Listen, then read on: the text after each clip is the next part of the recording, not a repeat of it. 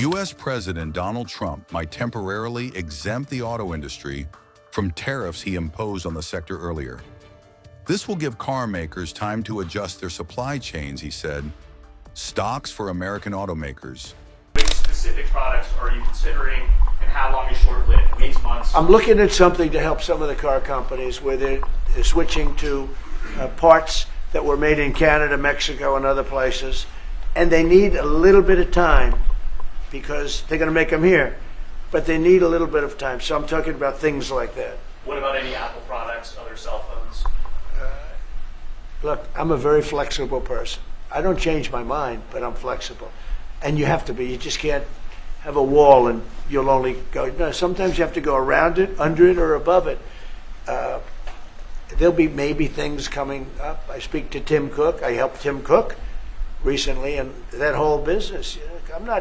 I don't want to hurt anybody. But the end result is we're going to get to the position of greatness for our country. We're the greatest economic power in the world if we're smart. If we're not smart, we're going to hurt our country very badly.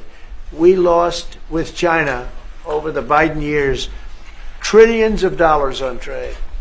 Ford and General Motors have increased after the announcement. Trump's statement comes as import taxes has caused a frenzy in financial markets. Wall Street economists are raising concerns over a possible recession. Trump had announced 25% auto tariffs on March 27, describing them as permanent.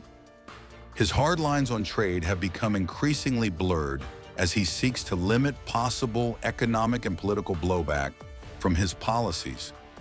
Analysts expect auto industry costs to go up $100 billion due to Trump's tariffs, and sales to drop in millions.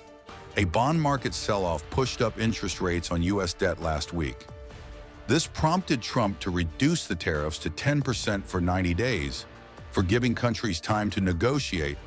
Around the same time, Trump increased import taxes on China to 145%, but has temporarily exempted electronics from some tariffs.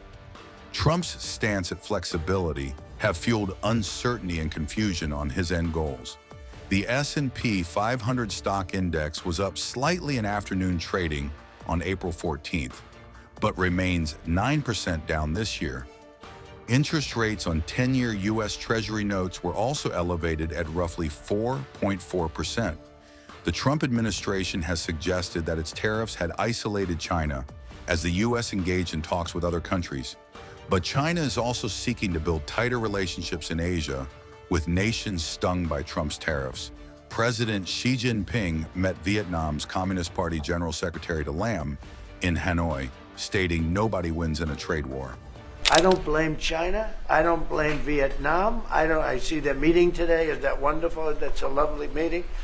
They're meeting like trying to figure out how do we screw the United States of America. Don't forget, the European Union was formed to do just that. The European Union was formed to hurt the United States and on trade.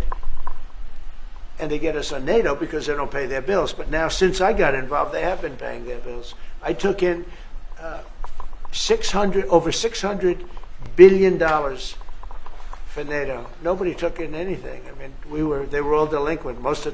They had 8 nations out of 28 paid their bills.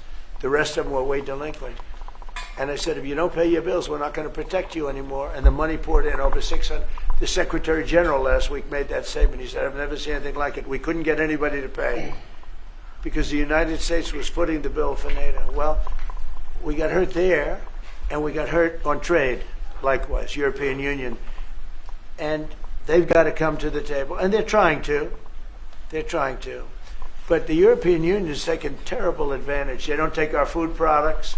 They don't take our cars. We have millions of their cars, BMW, Volkswagen, Mercedes-Benz, many others. They come in by the millions. There are no Chevrolets in Munich, I can tell you that. I said to Angela Merkel when she was there, as she was letting millions of people infiltrate Germany, which was not so good we would call them illegal immigrants, but she made them legal. But I said to her, and I get along with her very well, I said, how many Chevrolets do we have in Munich or Frankfurt? Why, none, Donald, none. I said, you're right. and yet we take in millions and millions of cars. No, those days are over. Several car makers have announced investments in the U.S. to manufacture ahead of the sweeping tariffs imposed on the sector.